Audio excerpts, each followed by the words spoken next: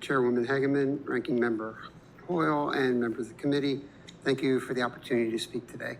My name is Dr. Alan Friedlander. I'm a marine ecologist and fishery scientist with more than 40 years of experience studying marine ecosystems throughout the Pacific and around the world. I recently retired as chief scientist from National Geographic Pristine Seas program, where I led expeditions to some of the most remote and least disturbed ocean ecosystems on Earth. I'm currently affiliate researcher at the Hawaii Institute of Marine Biology at the University of Hawaii. I'm one of only a small handful of scientists who have conducted research across all of the Pacific marine national monuments, and these experiences have convinced me that they represent some of the most extraordinary and intact marine ecosystems remaining anywhere on Earth. I'm here today because these places are unlike anywhere else under U.S. jurisdiction and are the crown jewels of America's marine protected areas. Having worked throughout the world's oceans, I can say these places are increasingly rare and among a few places left where marine ecosystems still function free from human disturbance. In a world where human impacts reach nearly every corner of the ocean, these monuments will remain among the last wild places left on Earth. They are places where sharks still dominate, coral reefs remain largely intact, and natural ecological processes continue to function much like they once did in the past. When I first dove in these remote locations, it felt like traveling back in time. They provide the few remaining examples of what a healthy ocean actually looks like and represent a priceless natural legacy for all the American people. The proposal before the committee would open these protected waters to commercial fishing. Supporters of the proposal have suggested that access to these waters is necessary for the Hawaii-based longline fleet and the American Samoa-based purse seine fishery.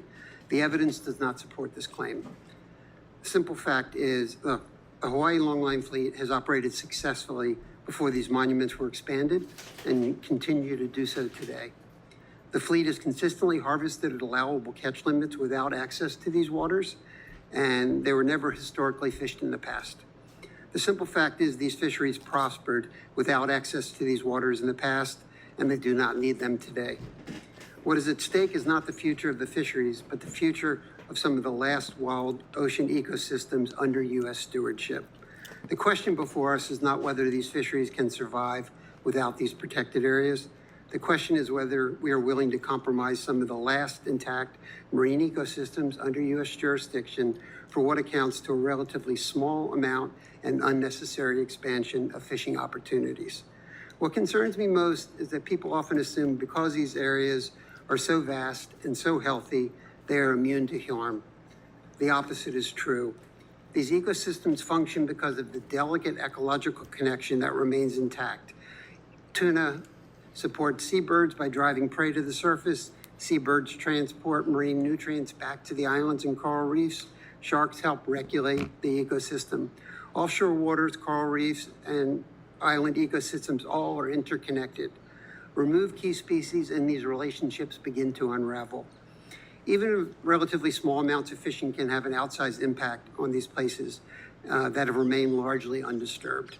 The scientific literature is clear that fishing affects not only target species, but also sharks, seabirds, turtles, and other wildlife through bycatch and ecological disruption. These monuments are valuable because they are among the last places on Earth where ocean ecosystems still function in something close to a natural state. Once these qualities are diminished, they cannot simply be restored. As a scientist, I view these places as irreplaceable living laboratories that help us understand and restore ocean ecosystems elsewhere.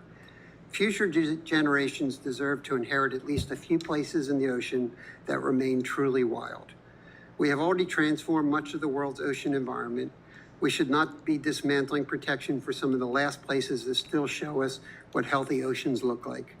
I respectfully urge the committee to reject efforts to open these monuments to commercial fishing and maintain the protections that have safeguarded these globally significant ecosystems. Future generations will not judge us by how many fish we caught in the last wild places in the Pacific.